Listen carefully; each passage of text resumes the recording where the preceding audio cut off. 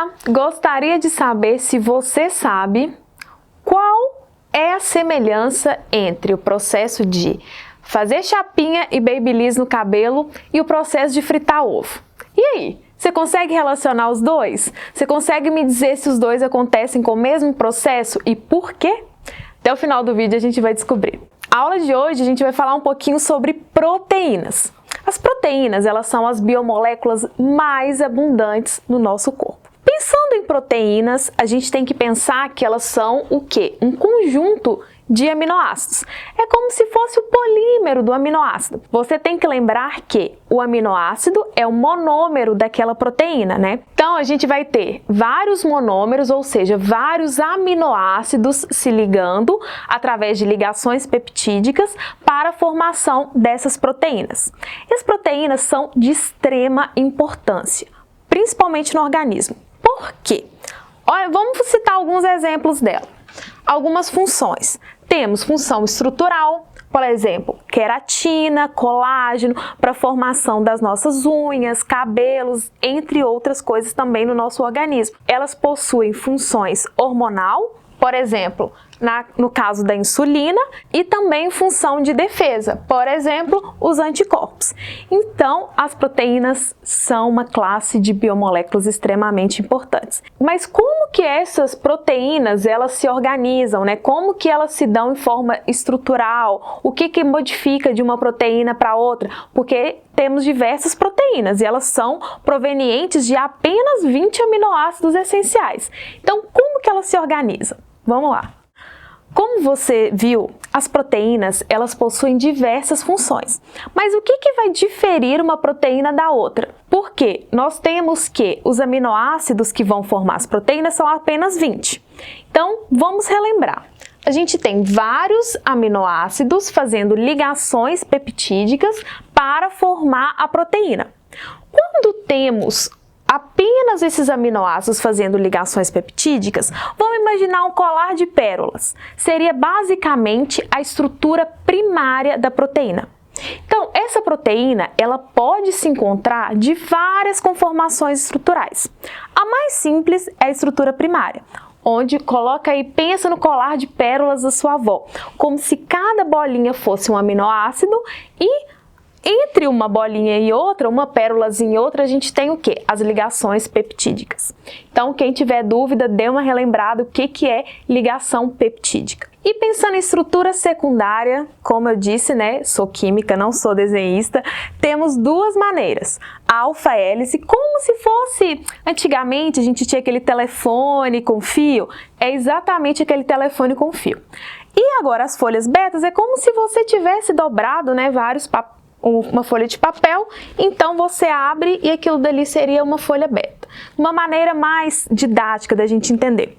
Pensando agora na estrutura terciária, se você tem um gatinho, deixa o rolo de lã, sabe quando sua avó faz aquele casaquinho de lã e tem toda aquela linha? Seria aquele novelo. Seria aquele novelo daquela lã, seria a estrutura terciária. Agora, a estrutura quaternária seria vários novelos daquela lã unidas. Essas relações dessas proteínas, elas se dão de que maneira? De ligações de hidrogênio. Então, são as ligações de hidrogênio que vão mudando a conformação e algumas interações também. Mas o básico que vocês precisam entender a nível de ensino médio é isso, que nós temos 4 conformações, a primária, secundária, terciária e quaternária. Tá, mas eu preciso que você relembre uma coisa. O meu questionamento lá do início. O que tem a relação entre a chapinha do cabelo, ou babyliss, e o ovo? Basicamente, eles são compostos por quê? Por proteínas, né? Então, quando a gente aquece essa proteína, ela pode sofrer um processo que a gente chama de desnaturação. Mas é só por aquecimento, professora? Não. A gente pode também modificar o pH dessa proteína, que ela também pode se desnaturar. Então, vamos pensar no experimento. Bora comigo! Uma proteína super presente no seu dia a dia é o ovo. Bom, no ovo cru, a gente tem o quê? A gema e a clara, né? A clara, ela é transparente e ela é rica em quê? Albumina, que é uma proteína do ovo. Quando a gente aquece esse ovo, ou a gente cozinha, ou a gente frita, o que acontece? Essa albumina, ela vai desnaturar, fazendo com que ela fique mais branquinha, tá vendo? Ocorre um processo de desnaturação da albumina. Porém, esse processo de desnaturação, ele pode ocorrer tanto com temperatura, ou seja, quando você vai fritar ou quando você vai cozinhar o ovo, mas também esse processo ele pode vir através do quê? Mudança do pH. Então, você pode fazer aí esse experimento em casa também. A gente tem aqui um ovo cru e a gente vai mudar o pH desse ovo através do quê? A adição de limão. Então, vem comigo. Você está aí acompanhando comigo o experimento? Estou aqui espremendo 2 limões na clara do ovo. E a gente consegue observar que a clara ela já começa a ficar um pouquinho mais esbranquiçada, como se fosse um ovo cozido. Só que aqui a gente não aplicou nenhuma temperatura, então apenas pela acidez, ou seja, a mudança de pH que a gente está aplicando aqui nesse sistema, através da adição do limão, a gente já consegue observar o quê? A desnaturação da albumina.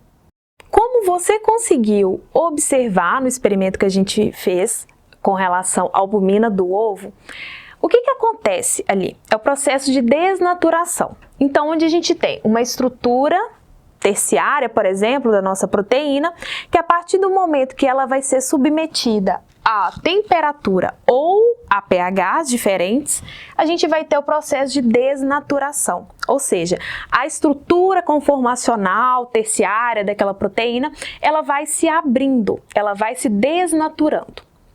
Tá, vamos pensar então em questão da albumina. A albumina, você aqueceu o ovo ou você colocou o limão ali, o que aconteceu? Ela desnaturou. Só que aquilo dali é um processo o quê? Irreversível.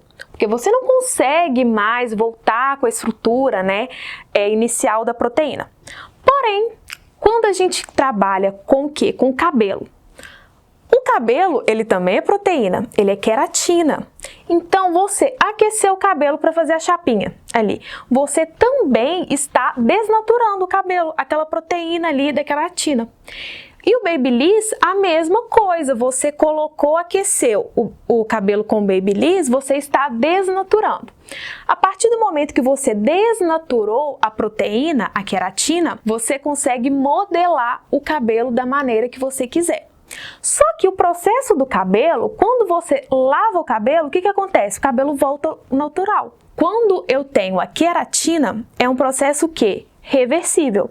Já quando é com a albumina do ovo, é um processo o quê? Irreversível. Então, é muito interessante você imaginar o quanto de proteína tem no seu dia a dia e essas relações da química do nosso dia a dia. Porque as provas do Enem, ela consegue o quê? Correlacionar tanto as coisas que acontecem no seu dia a dia, quanto disciplinas diferentes. Então, comece a observar no seu dia a dia esses processos químicos que acontecem. Espero que você tenha entendido essas diferenças e semelhanças entre o processo de fritar ou cozinhar o ovo e o processo de passar a chapinha no cabelo e que tenha entendido toda a importância das proteínas no nosso dia a dia. Até a próxima aula!